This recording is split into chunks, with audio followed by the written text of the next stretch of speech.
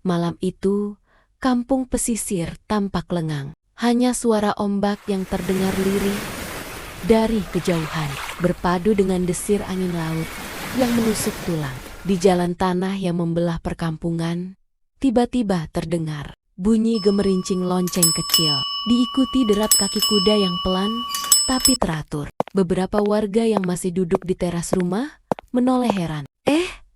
Itu suara andong ya? Bisik seorang bapak tua, padahal sudah lama tak ada lagi yang memakai andong di kampung itu. Hai Samir, selamat datang di Yenian Short. Selamat menonton. Jangan lupa untuk subscribe dan aktifkan lonceng notifikasi agar tidak ketinggalan konten seru dari kami.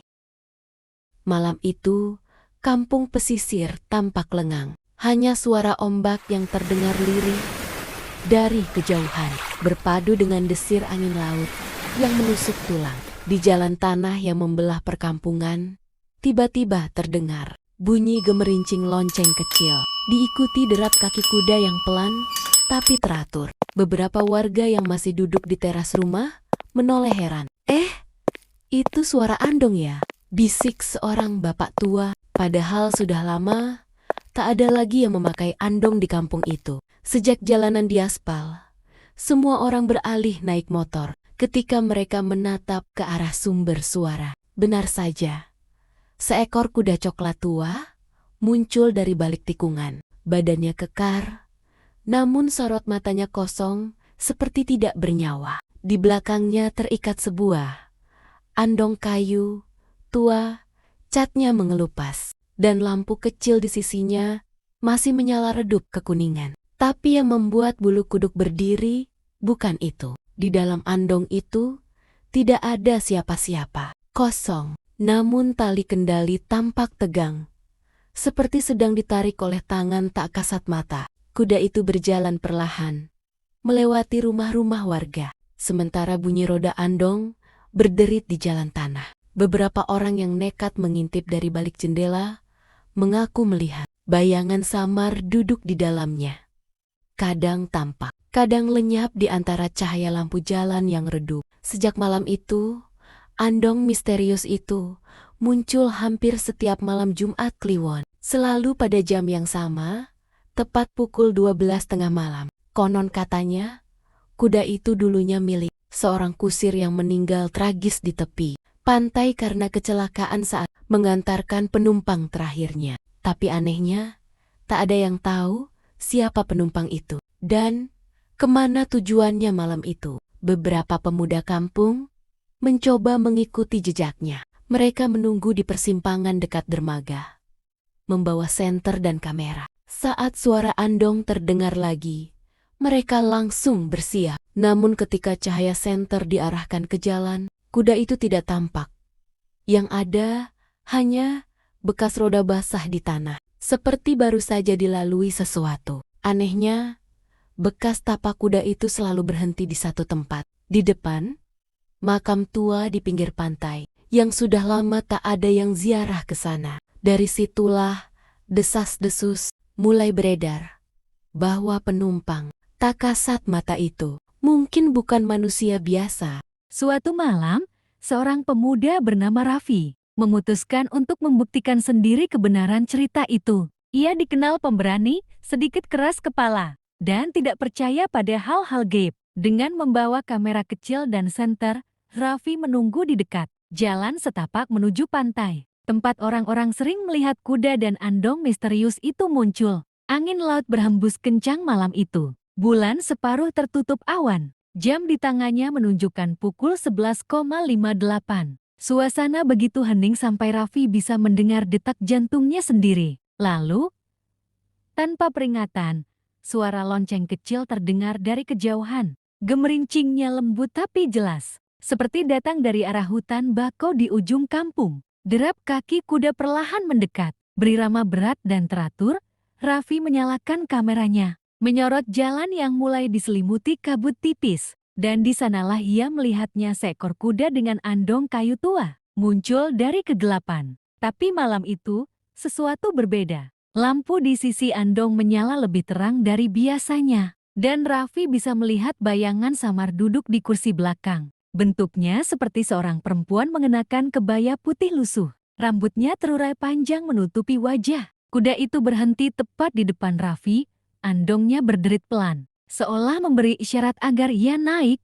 Raffi menelan ludah, tubuhnya gemetar tapi rasa penasaran lebih besar dari rasa takutnya. Ia melangkah perlahan, membuka tirai kain yang menggantung di sisi andong. Aroma garam laut bercampur amis darah menyengat dari dalam. Kursinya basah seperti habis disiram air laut. Namun yang membuat napas Raffi tercekat adalah ada jejak tangan kecil di dinding kayu bagian dalam. Seolah seseorang mencengkeramnya kuat-kuat dari dalam andong itu. Seketika itu pula, angin berhenti berembus. Ombak tak lagi terdengar. Dunia seolah membeku. Raffi mendengar bisikan lirih dari dalam andong suara perempuan. "Ayo, antar aku pulang." Suaranya lembut, tapi dingin seperti datang dari dasar laut. Kuda itu mengangkat kepalanya, mengerang pelan, lalu melangkah maju sendiri, tanpa sadar. Raffi sudah duduk di dalam andong itu. Ia ingin bangkit, tapi tubuhnya seperti tertahan. Tak bisa bergerak,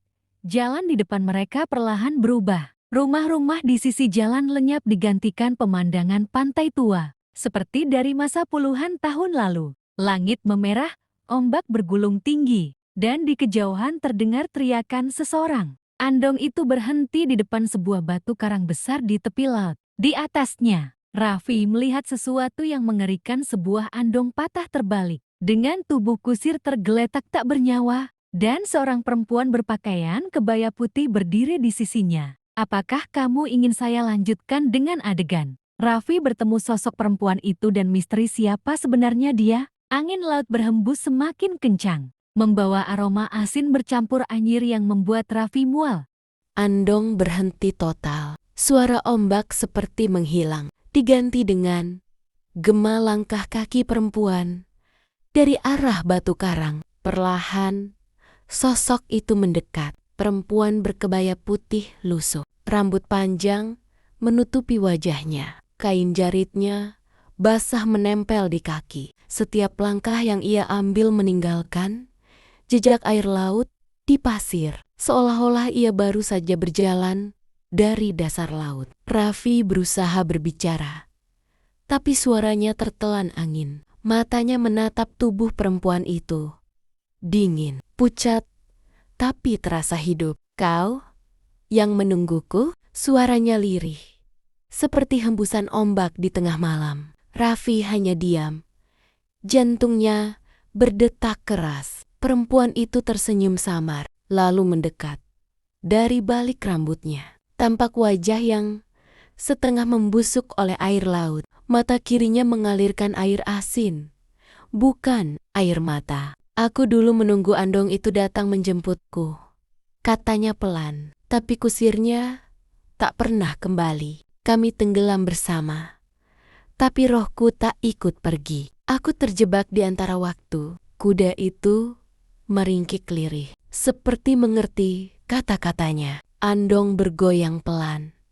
Roda berdecit sendiri, seolah bersiap mengantar mereka ke suatu tempat. Raffi menoleh ke arah laut, dan tiba-tiba ia melihat puluhan bayangan kabur di atas ombak, seperti orang-orang yang berdiri diam menatap ke daratan. Wajah mereka tak jelas, tapi semuanya tampak menunggu sesuatu. Perempuan itu mengangkat tangan, menunjuk ke arah laut. Mereka juga menunggu, tapi tak ada lagi yang mau mengantar mereka pulang. Suasana jadi semakin dingin. Raffi merasakan pasir di bawah kakinya perlahan berubah jadi basah, seperti tenggelam perlahan. Andong tua itu kini berputar sendiri. Rodanya masuk ke air tanpa ada yang menarik.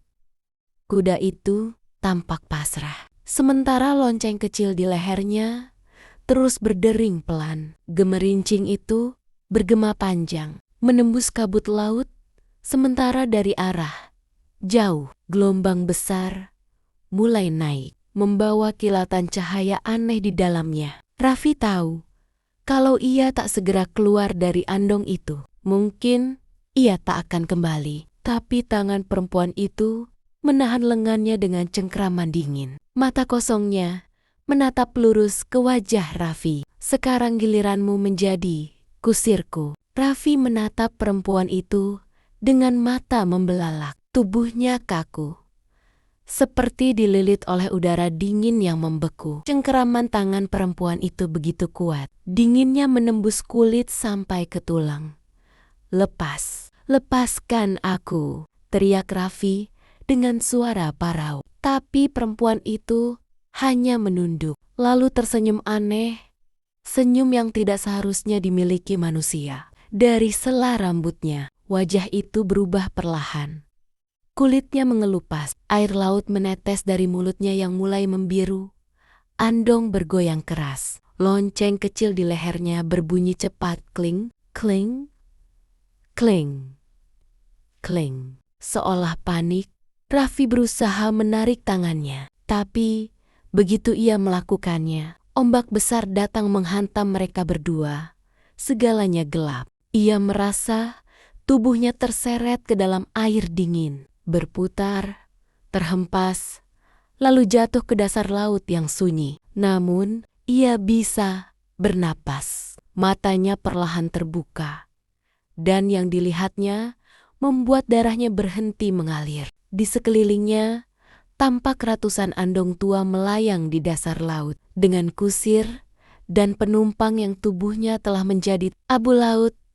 Semuanya duduk diam, seperti menunggu giliran. Kuda-kuda tanpa suara berdiri di antara puing-puing itu. Matanya kosong, tubuhnya membiru oleh lumpur laut. Dan di tengah semua itu, perempuan berkebaya putih melayang mendekat. Wajahnya kini bersih, muda, dan cantik, seperti manusia biasa. Kini kau mengerti, Raffi. Semua yang menolak menjemputku akhirnya harus menemaniku. Raffi menatap tangannya. Kulitnya mulai pucat. Ujung jarinya membiru seperti beku. Ia melihat bayangannya di permukaan air di atas sana. Wajahnya perlahan menghilang digantikan wajah kusir tua dengan topi anyaman, memegang tali kendali kuda. Dari kejauhan, lonceng kecil kembali berdenting. Andong itu mulai bergerak sendiri di dasar laut, berjalan menuju cahaya redup di ujung gelap yang entah kemana. Lalu, segalanya memudar. Keesokan paginya, warga kampung menemukan bekas roda andong di pasir pantai, basah dan masih segar, mengarah ke laut. Tak ada jejak kaki manusia di sekitarnya. Hanya satu hal yang tertinggal di sana, sebuah kamera kecil milik Raffi. Masih hidup, lampu indikatornya berkedip. Dan di rekaman terakhir, terdengar suara gemerincing lonceng, serta desahan lembut seorang perempuan yang berkata, "Kusirku telah kembali." Sejak hari itu, kampung pesisir itu tak pernah sama lagi. Setiap malam Jumat Kliwon, warga menutup rapat jendela dan memadamkan lampu lebih awal. Tak ada yang berani lewat di jalan menuju pantai. Karena dari kejauhan, selalu terdengar derap kaki kuda dan bunyi lonceng kecil yang bergema pelan di antara tiupan angin laut. Kamera Raffi disimpan oleh kepala kampung. Tak seorang pun berani menontonnya lagi setelah malam pertama. Dalam rekaman itu, menjelang akhir, tampak Raffi duduk di dalam andong, menatap kamera. Wajahnya tenang, tapi matanya kosong. Lalu muncul bayangan perempuan di belakangnya, menunduk pelan, dan rekaman terhenti di tengah suara ombak. Beberapa bulan kemudian, nelayan yang melaut dini hari mengaku melihat sesuatu aneh di permukaan air. Bukan ikan, bukan kapal, tapi sebuah andong tua yang meluncur perlahan di atas ombak. Ditarik seekor kuda basah dengan lonceng kecil di lehernya. Di kursinya duduk seorang pemuda dengan wajah pucat, memegang kendali dengan tatapan kosong ke arah pantai. Warga yakin itu adalah Raffi. Kini ia menjadi kusir abadi dari andong laut itu, menjemput Roro yang tersesat di sepanjang pesisir. Seiring waktu, kampung itu makin sepi. Banyak keluarga pindah meninggalkan rame-rame kosong yang pelen-pelen ditelan lumut dan kabut garam. Namun bagi mereka yang masih tinggal, ada satu pesan turun-temurun yang selalu diingat.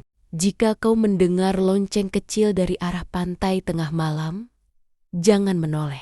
Karena bisa jadi andong itu sedang menjemput penumpang berikutnya. Dan sampai hari ini, saat angin laut bertiup dari utara dan ombak berdesir pelan, suara gemerincing lonceng kecil itu masih terdengar samar-samar di kejauhan, mengabarkan bahwa kutukan sang kusir belum berakhir.